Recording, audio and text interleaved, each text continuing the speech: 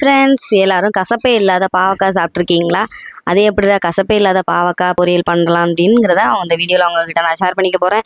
இப்போ என்ன பண்ண போகலான்னு பார்த்தீங்கன்னா, பாவக்காய் நல்லா குட்டி குட்டியாக கட் பண்ணிக்கோங்க.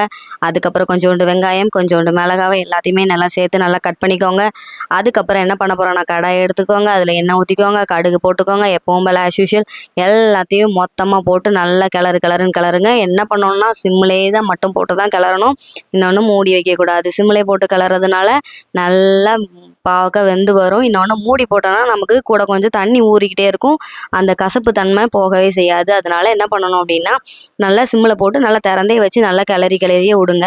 அதுக்கப்புறம் சைட் பை சைடு என்ன பண்ணணும்னா, வெறும் தேங்காவை மட்டும் அடித்து அதுக்கப்புறம் நல்லா சுருங்கி வந்த பாவக்காய் கூட சேர்த்து அந்த தேங்காவை போட்டு நல்லா மிக்ஸ் பண்ணிட வேண்டியதான்.